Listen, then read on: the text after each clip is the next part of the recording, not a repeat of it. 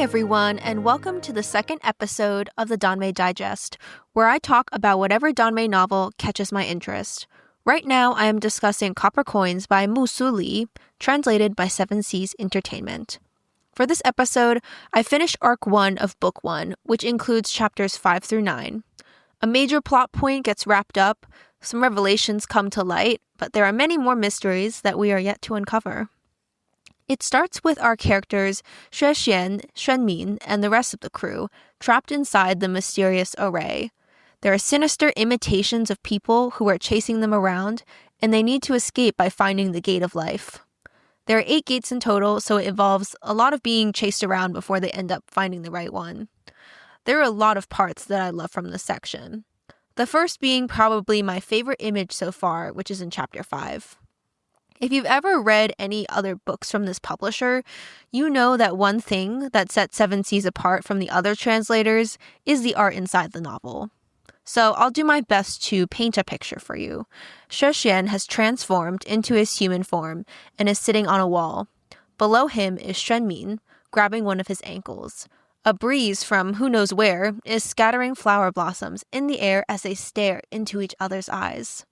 In actuality, Xuanmin is grabbing Xue Xian's ankle to confirm that he's actually partly paralyzed, but the image itself is beautifully drawn and something that looks like it's right from a Chinese drama, and I've watched plenty of those, so I know what I'm talking about. We also get some more characterization of Xuanmin in this section. Before, he just seemed emotionless and cold to me, but now I find him kind of awkward, but in an endearing kind of way. I think it's cute that he has really no idea how to handle Xue Xian at all.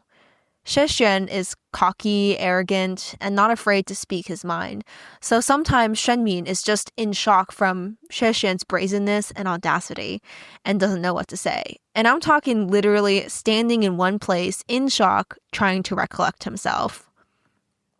Going back to the escape from the array, at some point they are attacked by a fake version of Liu Chong, who, just a reminder, is Scribe Liu's disabled eldest son.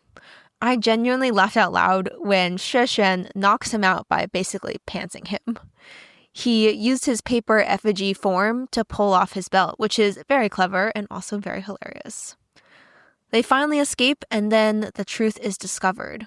My prediction in the last episode was correct in that Scribe Liu basically manipulated the feng shui of the house, using the array to place his eldest son in a place of bad luck and himself and his second son in a place of good luck. Additionally, we find out that he's even more despicable than we originally thought. He murdered his ill mother and framed the Jiang family for faulty medicine. Then he trapped her spirit underneath the house to harvest her energy to give himself even more good fortune. Well, don't worry, he gets his just desserts. Liu Chong and his grandmother buried a bronze mirror before she died to help wish good fortune upon the family. But the specific wording they used basically reversed the good and bad fortune, which allowed Liu Chong to end up with good luck and Scribe Liu and his younger son with bad luck. And Scribe Liu also gets slapped in the face twice by the ghost of his mother, which was super satisfying to read. We like to think that good things happen to good people, so it's nice that Scribe Liu's actions backfired and got brought to light. Another major plot point that was revealed is the location of Xue Xian's dragon body. It transformed into a golden marble after he got attacked, but got carried away by a fisherman. This is bringing new light to the cover design of this book. If you look on it, there's a golden marble right in the center of the image, with Xue Xian's dragon body beneath it, almost looking like the dragon is chasing the golden marble, trying to catch it.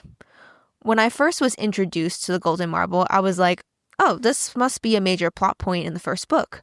Maybe book 1 will end with them finding the marble or finding out that something horrible has happened to the marble. But no, it actually turns out they find it near the end of this arc.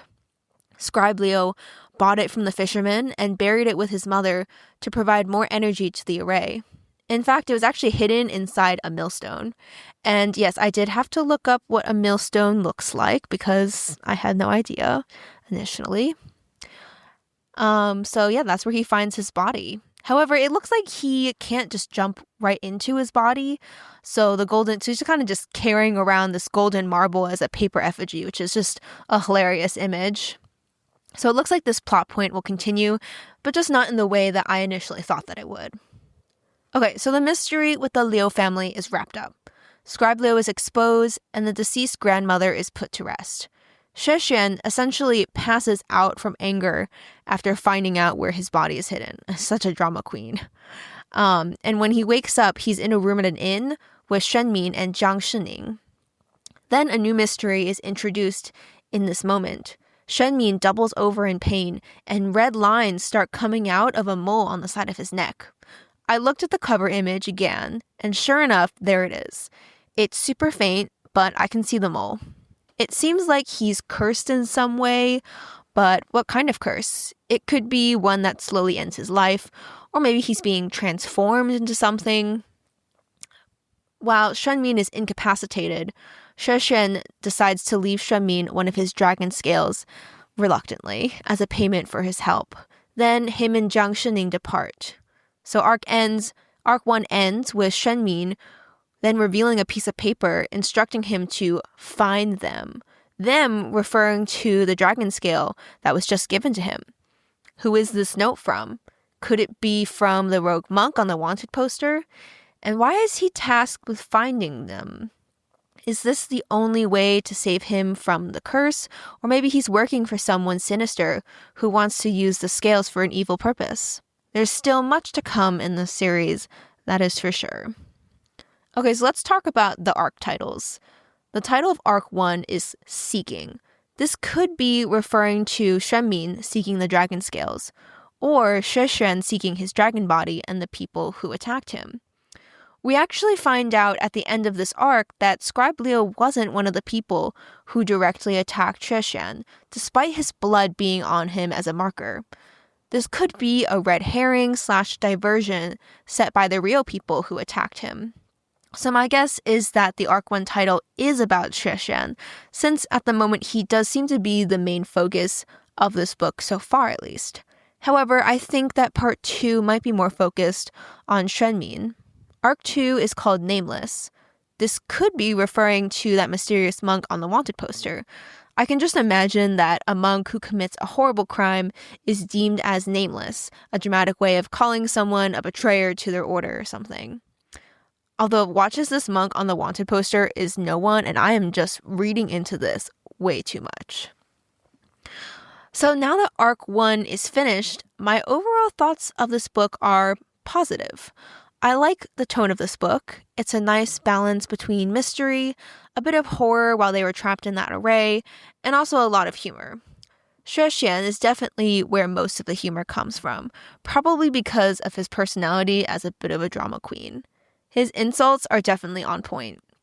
At some point, he insults someone by saying, "You're a coffin lid that would pinch whoever tries to close you." He also loves calling Xuanmin a bald donkey. Will this turn into his pet name for him, perhaps? But while I'm enjoying this book so far, I'm not hooked. So, at this point, we're halfway through the book, so maybe it's shaping up to be about a 3-star read for me, but sometimes the climax at the end really makes or breaks a novel, so I guess we'll see. And that is it. All of my thoughts up to the end of Arc 1. Thank you all so much for listening, and until next time.